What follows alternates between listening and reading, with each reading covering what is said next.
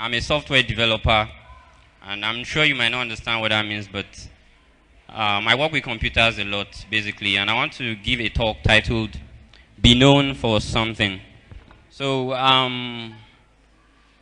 basically, it's very interesting to work with young children. I have some that I stay with, and it's quite an experience working with young kids, and there's a lot one can learn from working with kids. But what I want to bring forward this morning is to let you know as children what you can do to make your future a very great one.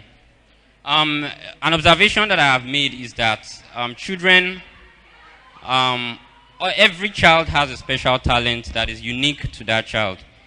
I'm sure that all of you have something that you are really good at. Some people are good at talking, some people are good at singing, some people are good at playing musical instruments like the kid we saw earlier today. Some kids are good at writing, some are good at reading.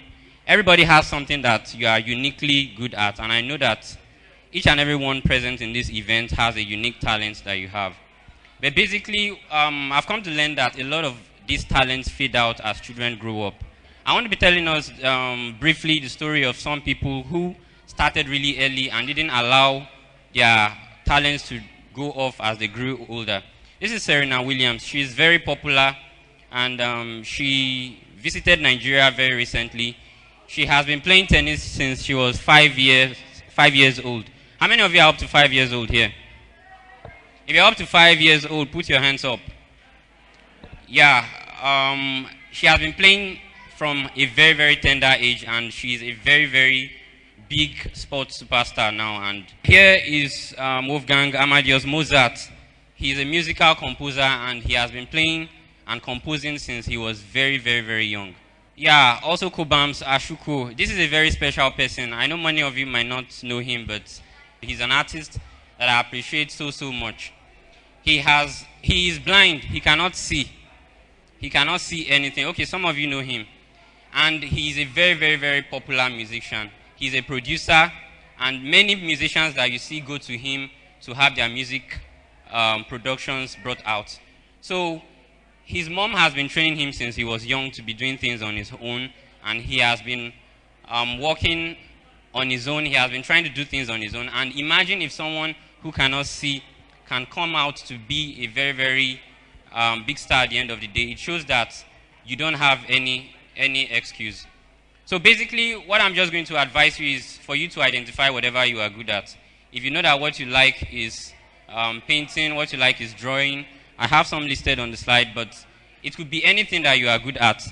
And also, it's something that you do very easily without anybody assisting you. You just find that you can do this very well. Make sure you keep at it. Make sure that your parents know that you are good at this thing. And when they see it, I'm sure they are going to be giving you a lot of encouragement. And the third point, I said be constructive or destructively constructive. There's a book I read when I was very young. It was the story of someone who later became a civil engineer. When he was young, when he was like 2 years old, he used to break things and try to rearrange them back. He would get a glass cup and break it and try to rearrange the glass cup back. But people would think that this child was damaging things, but basically the child was showing the kind of constructive skill that he had, and at the end of the day, he turned out to be a very good civil engineer. So basically, I'm going to be showing us some people. I don't know if we know Bill Gates. Bill Gates has been working on, he has had a lot of interest in electronics and software since he was a little kid, and now he's one of the richest men in the world today. Also, we have Steve Jobs. Steve Jobs, since he was 5 years old, has been putting interest in electronics, and his parents supported him. And he's late now, but he's the founder of Apple, and we all know that they are the ones that make our iPads and everything. So it means that each and every one of you can be something very, very great in future if you nurture it. So I'm just going to give us a brief story about myself as well. Since I was really young, I used to have a lot of interest in electronic devices, in gadgets, and many other household electronics. When I was in primary 6, or I think it was primary 6, and between primary 6 and GS1, I remember reading encyclopedias, because we used to have a pack of them in my home, and I was reading through some very, very complex electronic theory which I didn't understand at the time. And I remember particularly there's a particular principle they call Faraday's law.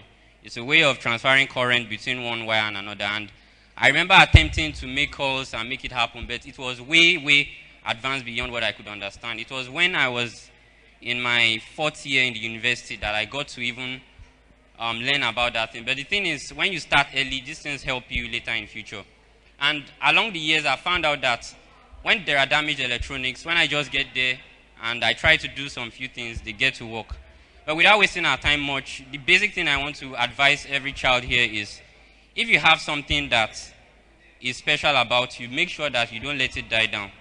Make sure that you keep at it and make sure that you hold strongly to this skill, and you could be the greatest person in your field in future if you don't joke with it.